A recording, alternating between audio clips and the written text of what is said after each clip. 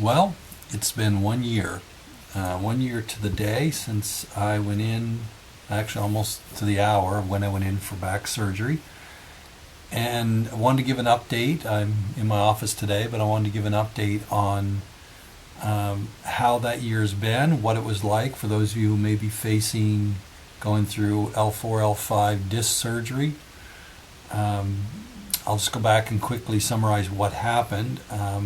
Back when I was doing my some milling back in March, I believe, of last year, I had lifted pride on a log the wrong way, and in doing so, I felt something pop in my back, and I just thought it was a muscle, pulled a muscle, and over the next couple of weeks, continued to kind of work along as gently as possible, but still worked along, not realizing I'd actually ruptured a disc. And over that next several weeks into mid-April, actually the fragments from the disc itself began to dislodge from where they were, where I'd ruptured the disc, and go out and actually go into my nerve of my spinal column, which caused me extremely excruciating pain. And I got, as of about last week, a year ago, last week, got to the point where I could no longer walk. Anytime I tried to get up and walk, it was just, screams of pain. And so went and had surgery. It was scheduled for surgery. Went to meet the surgeon. He gave me some options. The options were injections into the spinal cord, and the other option was do nothing, which was not an option at that point. And then, of course, the other one was surgery, and I didn't even bat an eye. I said, let's have surgery. Let's get it done, because I wanted to get on the healing, start the mending process. And so what ended up happening is within a week I was brought in to scheduled and brought in for surgery. And so it was on a Thursday, the 21st, a year ago. They took me in, and I went in, I think it was around noon when the surgery was scheduled. Came out of surgery. When I woke up out of surgery back, oh goodness, it was probably 6 o'clock in the afternoon, 7 o'clock. When I finally came to, I was in extreme pain still. And matter of fact, my vision was blurry. I wasn't sure what had happened, what had gone on in the surgery. And of course, I was extremely concerned about that and thought that it had been a complete failure. They did a CAT scan on me, realized that it was probably a concoction of the drugs that they had given me that had caused my vision to go blurry. They're still not exactly sure, but my wife and I figured that's probably what it was, because I don't take anything for drugs normally, and it was a pretty powerful cocktail that they had given me. And so fast forward, I get out actually that same day. I was surgery on Thursday, out on Friday. Came home and began the mending process. Now, they had told me to take 8 to 12 weeks, which basically ended up being 12 weeks of very minimal light activity, and I stuck to that for all the rest of the month of April and May. I just basically laid around the house. I taught a class here, but I didn't do anything that would create any problems for it. Watched what I lifted. By 1st of June, so I was getting into 4-6 weeks out from the surgery, started doing a little bit of activity.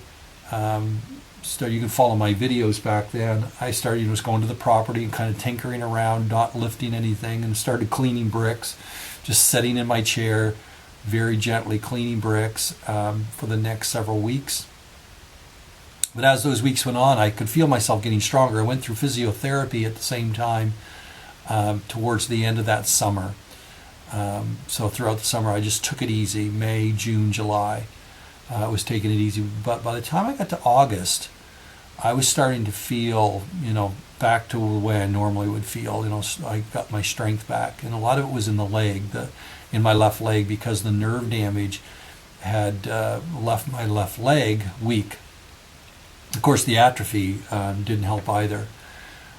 So after that week, after that period of 12 weeks plus of me taking it easy, I started back in just doing whatever I could as far as, watching what I was lifting. And to this day, I'm very cautious. Like last night, I was doing stuff that, kind of pushing the envelope, and I recognized that, I got to stop because I don't want to hurt myself. And so you can follow that video. The video I posted, short video I posted just yesterday, talking about, how necessity is the mother of all invention. Sometimes you just have to do things differently to make up for that weakness in the back. And so now, as far as to give an update of where I am, as far as, my abilities and what you can expect. Now, I may not be typical, but I still have some discomfort in my lower back if I work hard. And that's just, the typical muscle sore. Because remember, they cut the muscle groups, right, in your back. And sometimes it's just the, kind of this soreness or stiffness in the back because you worked something in a way that you weren't used to doing. So I do have that. If I'm walking on concrete or standing on concrete teaching or doing anything where I'm on my standing a lot, I notice it. But I did that before, even before I had back problems, I had back surgery. If I was walking or standing, mostly standing on concrete for a long period of time, my back would start hurting, my lower back. So that hasn't really changed. It's just a little more aggravated now because of my back surgery. So I'm cautious about that. So sometimes during class I will sit and teach. But as far as my work, you can watch the videos. I'm pretty much back to what I was doing before. The only thing that's residual in this regard is a little bit of numbness in my lower left leg on the shin and on the ankle. So it's kind of, and I've noted this before, it's kind of like your leg is right at the beginning of going to sleep. I don't really notice it now. It's, and matter of fact, it's probably even lessened some, and the doctor said it could take up to a year or more for that to go away if it does. And it's been a year, and so I've been using my leg. I do not notice weakness in my leg like I used to. Like my leg would buckle out from underneath of me, but now I don't notice that at all. My leg is back to pretty much its regular strength. And so, don't want to belabor the point, but if it is something whereby you are, you've injured your back, and if the doctor, gives you that option of surgery, if they are good at what they do, especially if you're at the point, if it's just discomfort, I wouldn't do back surgery. But if you're at the point where it is, the pain is excruciating where I was, and especially if you get to the point you can't walk, then you got to do something.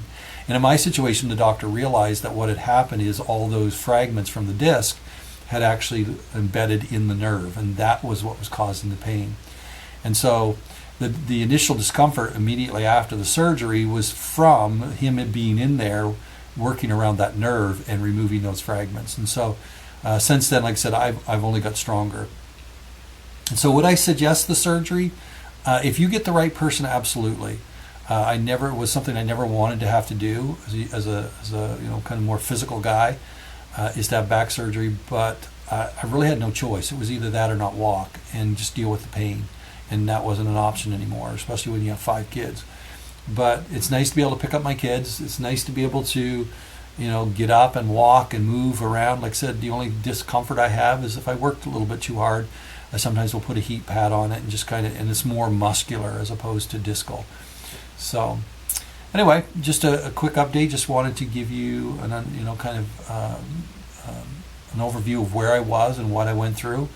And so when you see me working on the property, you can kind of get a better appreciation for, why I do what I do, in the sense of why I'm cautious and why I'm using my truck a lot more to move stuff around, and why I will often say, you need to, milling is hard on the back.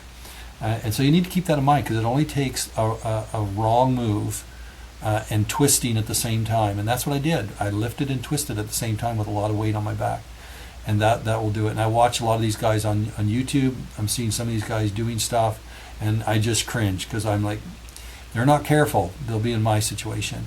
And so always take care of that lower back when you're lifting, and never lift with heavy weight and twist at the same time, because that's the combination that will do it to your back every time. And so I thought I was fairly strong, and I am, but even that, when you get to the point when you're lifting heavy stuff and or lifting on heavy stuff, you got to take care of your lower back. And so anyway, just thought I'd bring you up to date where I was. As always, I appreciate you joining me. If you would, please like and subscribe. If this helps you, great. If as somebody who's dealing with back issues, you can feel free to link them to the video and make comments, and I'll try to respond as much as possible. So until then, you have a great day.